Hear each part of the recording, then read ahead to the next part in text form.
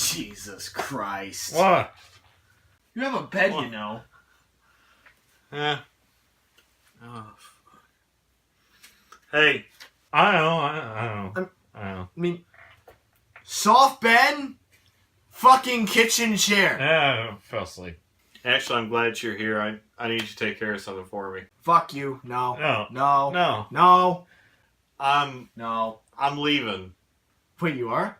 Yes. Yeah. I need you to take care of the place. I've done 100 of these fucking videos. I need a break. So, I'm leaving. I just need you to watch all this shit.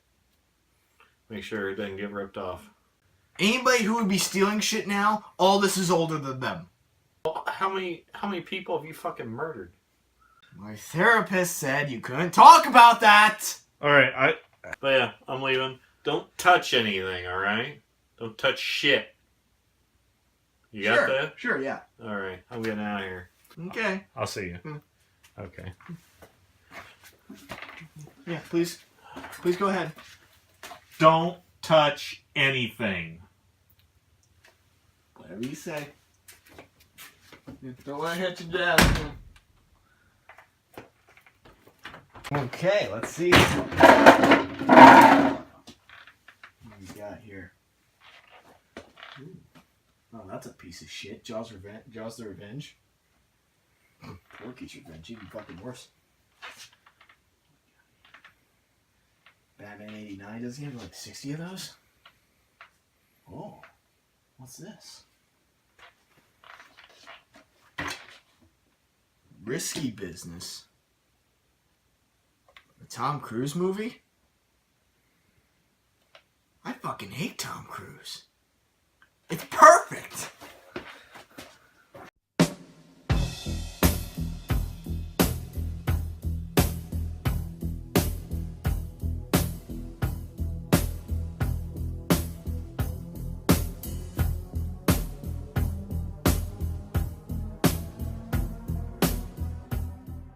Risky Business is a 1983 teen sex comedy directed by Paul Brickman and starring Tom Cruise, Rebecca De Mornay, Joey Pants, Bronson Pinchot, Curtis Armstrong, Shara Denise, Janet Carroll, Nicholas Pryor, and Richard Mauser. The film opens with shoes with no socks. Joel ogles a naked woman in the shower, but it's a wet dream, and he's suddenly blown all his time on a standardized test. You pay, you play. This was gaming in 1983, with gambling, smoking, underage drinking, and stories of failed sex adventures.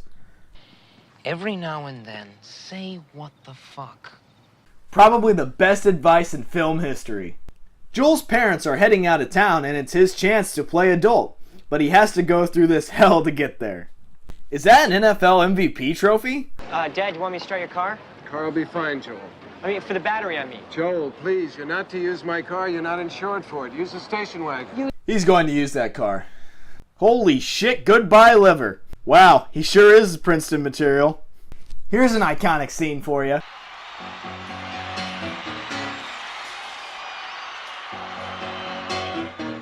Just take those old records off the shelf. I heard your parents were away.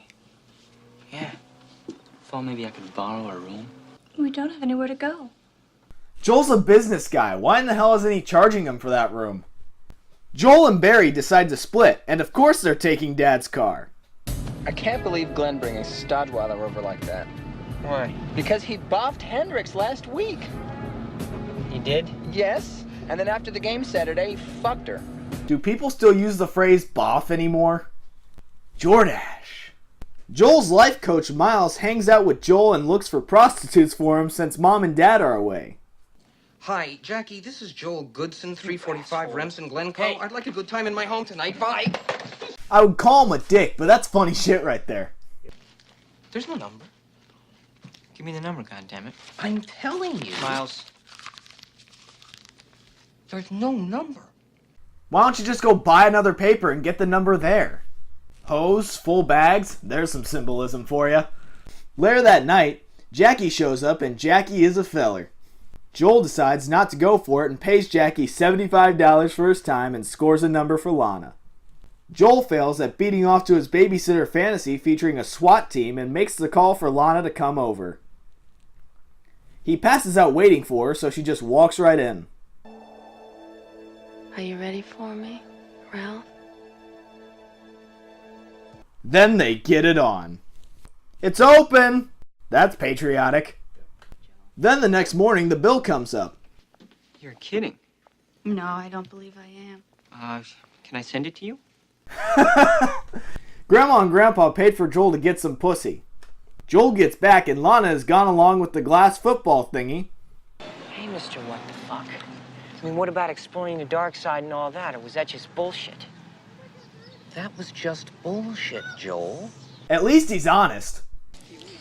This was a great idea, Joel. Where else can you get a hot chocolate for $4? Oh, that'll be close to the going rate everywhere very soon, my friend. Joel and Lana meet up and hop in the car, and hey, it's Joey Pants. The chase is on throughout the streets of Chicago. I think I'm gonna throw up. I think I'm gonna throw up on you, Joel. They lose Joey and head home. Portia, there is no substitute. Fuck you!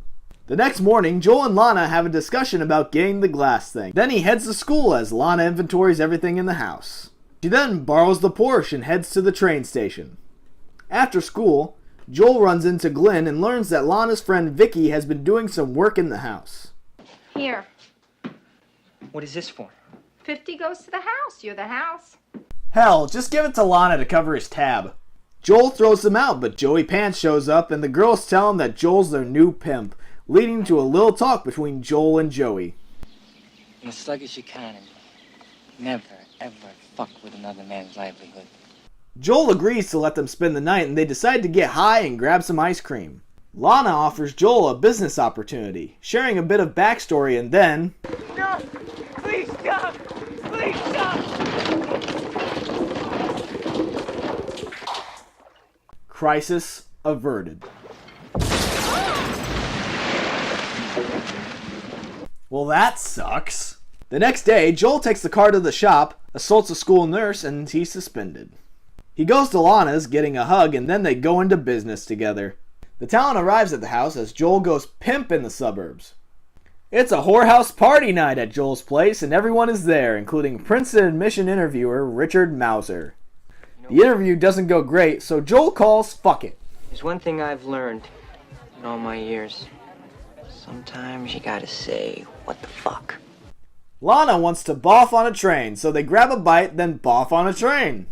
The next morning, Joel picks up the car, gets home, and oh shit, a bunch of our stuff is gone. Joel calls Lana, but gets Joey Pants, who admits he stole his stuff, and they have to make a makeshift auction in the backyard, ditching his parents at the airport. God. No!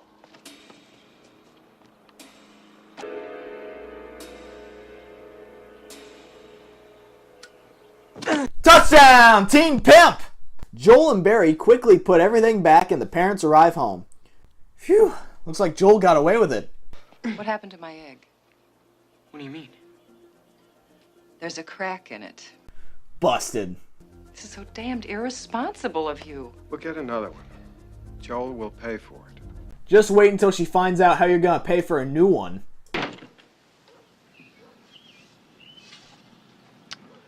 Joel? You have something to tell me? The look on his face says you're fucked.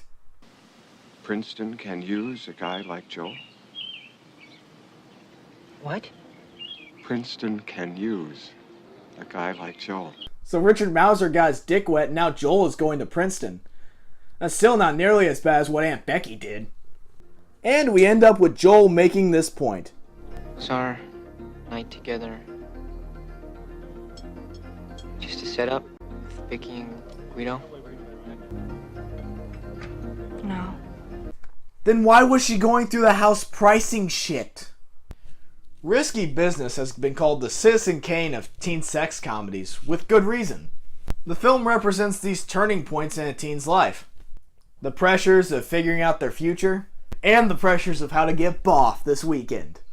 The film dates itself in the 1980s, but the message is still there and still resonates throughout the decades. And obviously, this is the film that launched the Tom Cruise juggernaut. Risky Business is technically a teen sex comedy, but is darker than most for having actual consequences, be them good or bad. I'm talking about Richard Mauser getting laid.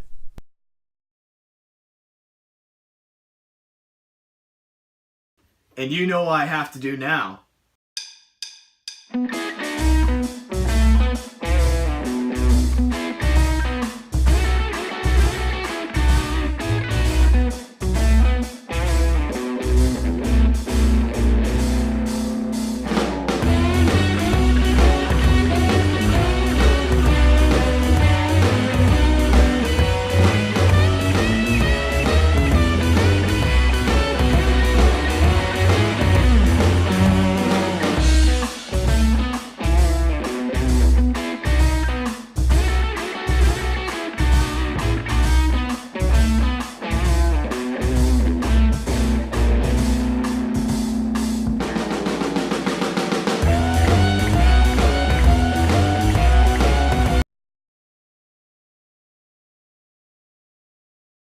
Oh, here's one. My daddy used to spank my bare bottom. Now he's gone. Will you take his place?